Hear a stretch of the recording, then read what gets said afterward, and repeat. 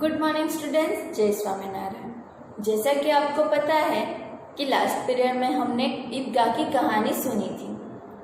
आज हम ईदगाह की कहानी को रीड करेंगे आपके पाठ्य पुस्तक के माध्यम से। तो चलिए इस पाठ्य पुस्तक से कहानी को पढ़ते हैं। स्टूडेंट्स, इसके आगे के पेज यानी कि 11 नंबर के पेज तक हमने रीड कर लिया था। अब हम पेज नंबर 12 रीड करेंगे। आपकी टेक्स्ट बुक का पेज भी खोल के रखिए।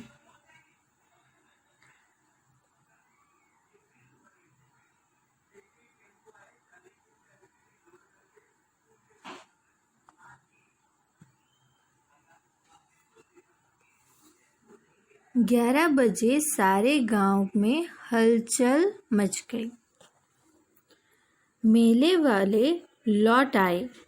मोहसिन की छोटी बहन ने दौड़कर भिश्ती उसके हाथ से छीन ली।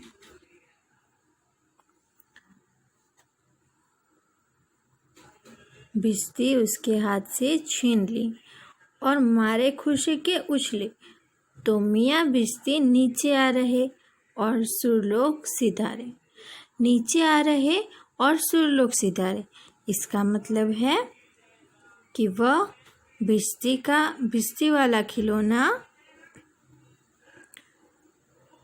नीचे आ रहे और सुरलोक सितारे, यानी कि भिश्ती वाला खिलौना उसके हाथ से नीचे गिरकर टूट गया।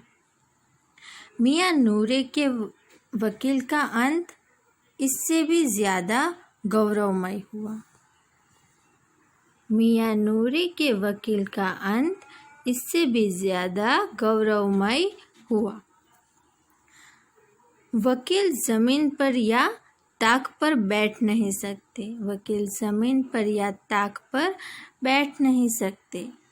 उनकी मर्यादा का विचार तो करना ही होगा। जो खिलौना था नूरे के पास, वह खिलौना खड़ा हुआ था, उसको वो मोड़ नहीं सकता था, इसलिए वो खटिया या फिर जमीन पर बैठ नहीं सकता था। उनकी मर्यादा का विचार तो करना ही होगा। दीवार में 2 खूंटियां गाड़ी गई। उन पर लकड़ी का एक पटरा रखा गया। पटरे पर कागज का एक कालीन बिछाया गया। वकील साहब राजा भोज की भांति सिंहासन पर विराजे। नूरे ने उन्हें पंखा जलना शुरू किया।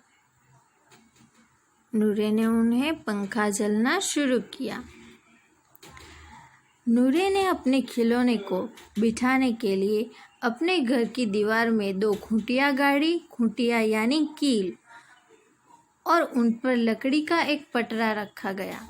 लकड़ी का एक टुकड़ा रख दिया। पटरे पर कागज का एक कालीन बिछाया गया, यानी कि उस पटरे पर उसका खिलौना आराम से बैठ सके, इसलिए एक कागज बिछा दिया गया। वकील साहब राजा भोज की भांति सिंहासन पर विराजे। नूरे ने अपने खिलौने वकील के लिए वहां पे एक सिंहासन बना दिया था। नूरे ने उन्हें पंखा जलना शुरू किया। पंखा जलना यानी पंखा लगाना, जैसे राजा को उनके दास या दासियां जैसे पंखा करते हैं वैसे। अदालतों में खस की टट्टियां और बिजली के पंखे होते हैं। अदालत में जैसे बैठने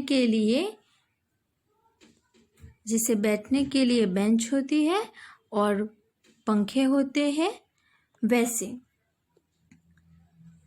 क्या यहाँ मामूली पंखा भी ना हो? बॉस का पंखा आया और नूरे हवा करने लगा।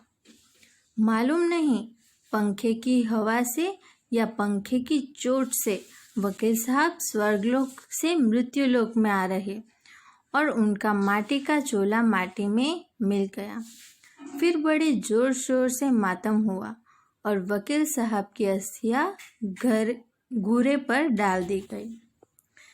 इसका मतलब है हमें यहाँ से देखना होगा कि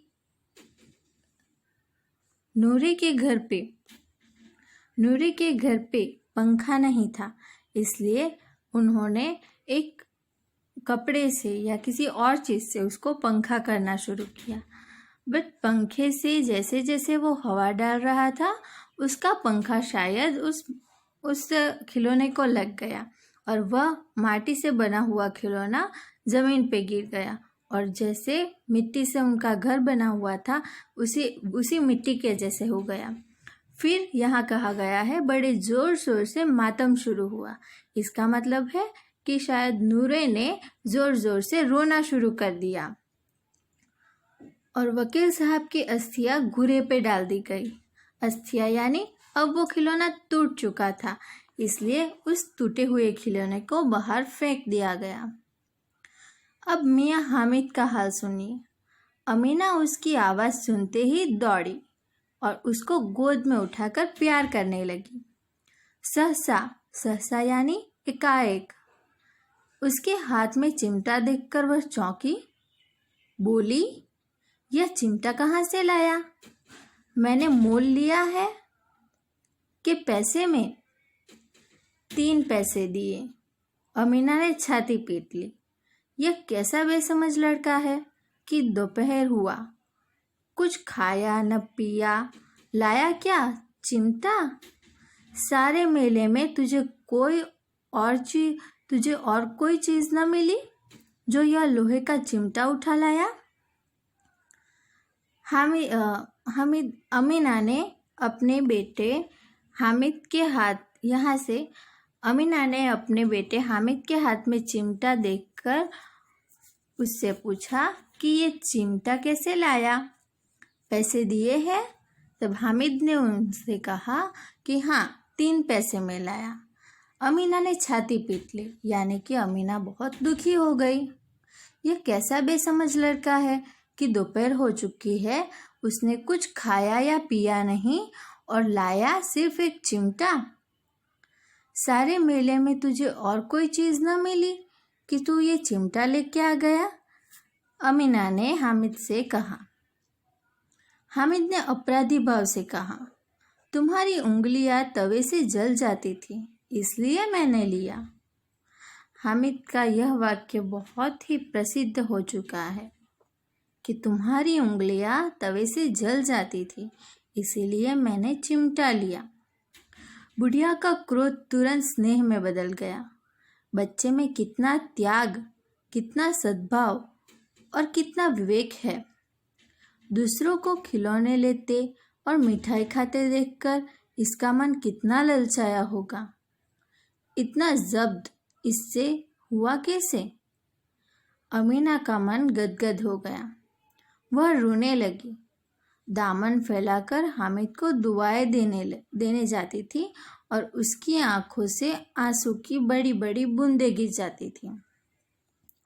स्टूडेंट्स, यहाँ पे अमीना जो है वो अमीना उसके बेटे हामिद के लिए दुआएं करती है और वह सोचती है कि ये इतना छोटा सा बेटा है, फिर भी ये इतना जब्त यानी जज्बाती जो वो सहन कर लेते हैं और दूसरों के लिए ज़्यादा सोचते हैं, वो उससे कैसे हुआ?